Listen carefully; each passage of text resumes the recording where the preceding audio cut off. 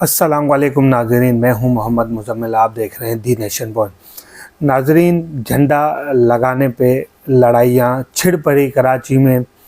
जो कराची में पिछला दौर हमने देखा, जो अनारगी का एक बड़ा जो स्पेल था कराची में, वो बामुश्किल टल गया। उसके बाद हमने देखा सिंधी, पंजाबी, बलोच, उर्दू बोलने वाले, महाजिर, तमाम जो ज़बानें बोलने वाले लोग थे वो मुतहद हो गए, रहने लग गए एक साथ। जैसे पहले था कि ये सिंधी की आबादी है, ये बलोच की आबादी है, ये पठान की, ये पख्तून की, ये महाजिर की, तो अब जो है वो एक मिक्सअप बन गया। ये सब मिलजुल के प्यार मोहब्बत से रहने लग गए थे कराची में। और अल्हम्दुलिल्लाह कराची में ख़ासा प्यार मोहब्बत तमाम कौमों में आपस में पाया जाता है। मगर ये प्यार मोहब्बत कुछ लोगों को पसंद नहीं है कि कराची में जो रहने वाले लोग हैं वो आपस में प्यार मोहब्बत में रहें।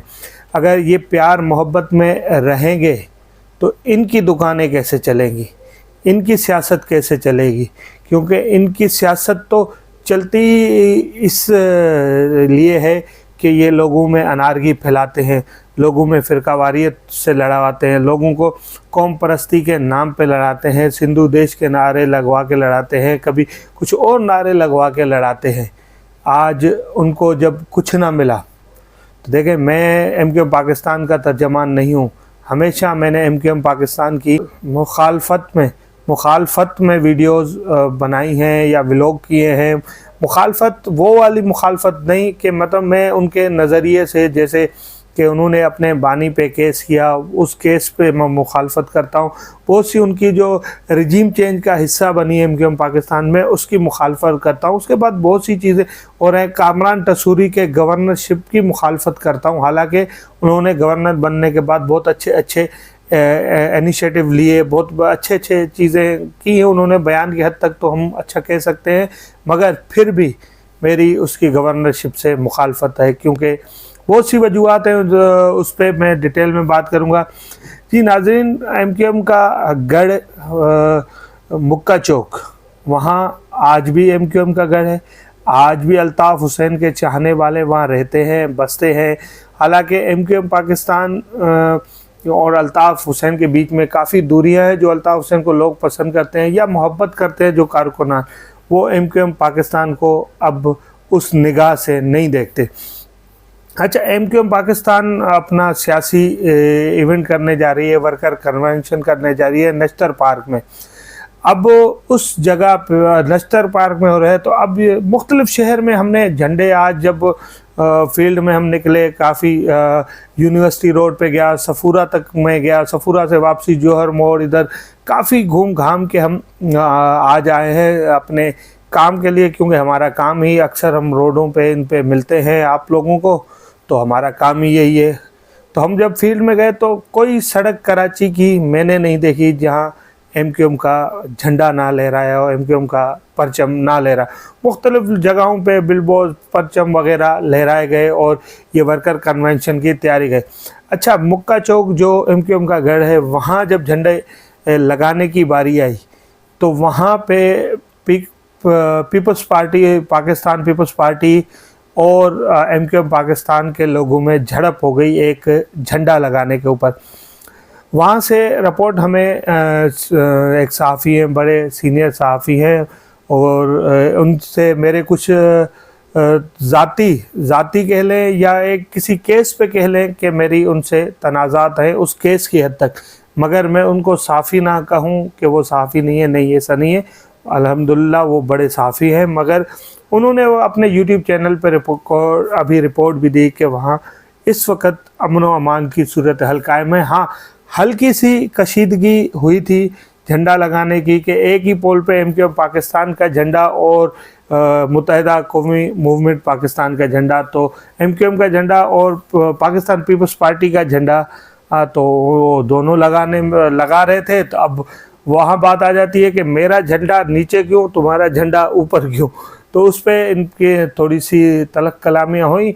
सूबाई इत्तेहादी भी है और पीडीएम का हिस्सा भी, दोनों जमातें हैं, तो शायद कोई मामला बन गए हो इस अनारगी को रोकने में। मगर ये बड़ी अनारगी अब कराची में लग रहा है ऐसा कि अब इस तरफ जो ये हमारे सियासी रहनुमाओं हैं, आवाम समझ गई है, मगर ये इस तरफ धकेलने की हमें कोशिश कर रहे हैं कि हम इस तरह की हरकतें करें।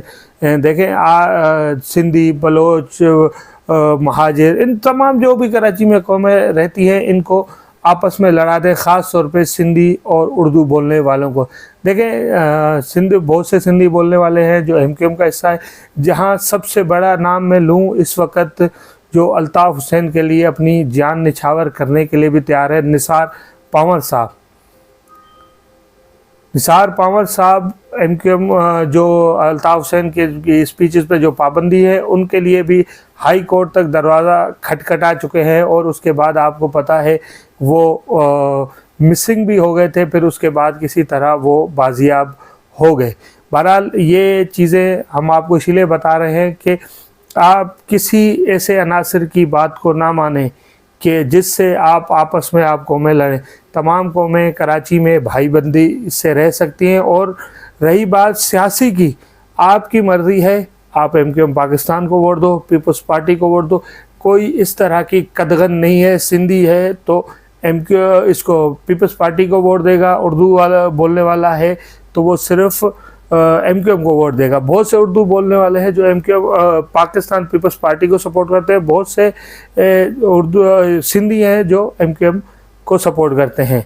तो इस चीज़ में इस तरफ ये वाला रास्ता अवाम उन्नास कभी ना पकड़े। तमाम बाशऊर लोग हैं कराची वाले, समझते हैं दुश्मन की चालों को भी, और सियासी जो हमारे नाकदीन हैं उनके चालों को भी। तो आपने वो रास्ता इख्तियार नहीं किया।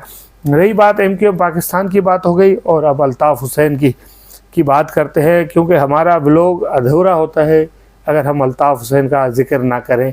क्योंकि बहुत से चाहने वाले हमारे साथ उठते बैठते खाते हैं, जो हमें कहते हैं कि मुज़म्मिल भाई आप हक़ की बात करते हैं, आप सच की बात करते हैं, आपके वालिदैन सलामत रहें।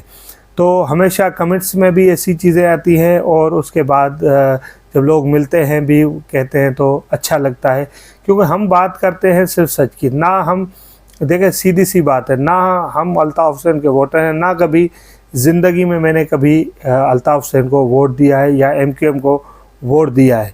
मगर बात जहाँ हक़ की आएगी वहाँ हक़ की बात करने में कोई कदगन नहीं है। अगर मैं वोट नहीं देता हूँ, मैं सियासी इख्तलाफ रखता हूँ, मगर मैं कहूँ कि ये बंदे में ये खूबी है और मैं बयान नहीं करूँगा क्योंकि मैं सियासी इख्तलाफ रखता हूँ, तो ये बेहद गलत बात हो जाएगी। मेरा सियासी इख्तलाफ आज भी था, कल भी है, और शायद आगे जाके ख़त्म भी हो सकता है, मगर आज तक सियासी जो इख्तलाफ है वो कायम है। मगर जहाँ बात आएगी, मैं दीगर लीडर से अगर कंपेयर करूं अल्ताफ़ हुसैन को, तो काफ़ी हद तक अल्ताफ़ हुसैन की जब चीज़ें इस केस के बाद खुल के सामने आई हैं लोगों के, और ख़ास तौर पे मेरे पास, मुझे नहीं पता थी कि अल्ताफ़ हुसैन के पास ज़ाती घर भी नहीं है, वो एक ट्रस्ट के घर में रह रहा है। ये शुक्रिया एमक्यूएम पाकिस्तान का कि उन्होंने अल्ताफ़ हुसैन पे केस किया, और हम और आप और लाखों पाकिस्तानियों को पता चला कि अल्ताफ़ हुसैन क्या चीज़ है। वरना जो हमें चेहरा दिखाया गया था कुछ और था, और जो अब निखर के सामने अल्ताफ़ हुसैन का चेहरा आया है कुछ और है। हम तमाम इदारों से रिक्वेस्ट करते हैं, जैसे अल्ताफ़ हुसैन माफ़ी मांगता है तो हम भी रिक्वेस्ट करते हैं कि इन पे नज़र षानी की जाए, इन पे जो केसेस है उन पे नज़र षानी की जाए, और लाखों महाजरीन, लाखों उर्दू बोलने वालों और शहरी सिंध के वो लोग जो अल्ताफ़ हुसैन की सियासत से मुतासिर हैं, उनके ख्वाहिशात के मुताबिक या इंसाफ पे मबनी फ़ैसला किया जाए, और अल्ताफ़ हुसैन को और अल्ताफ़ हुसैन के चाहने वालों को इंसाफ दिया जाए। इसी के साथ मोहम्मद मुज़म्मिल को इजाज़त दीजिएगा, फिर हाज़िर होंगे। अगर आपने मेरा चैनल सब्सक्राइब नहीं किया तो बराए मेहरबानी चैनल सब्सक्राइब कर दें। अगर सब्सक्राइब कर दिया है तो बेल आइकन प्रेस कर दें, ताकि हर आने वाली वीडियो का जो आप तक बर वक्त पहुँच सके, और आपके पास जो ख़बर है सबसे पहले हमारी ख़बर आप तक पहुँचे और आप उससे मुस्तफ़ीद हो, और आपकी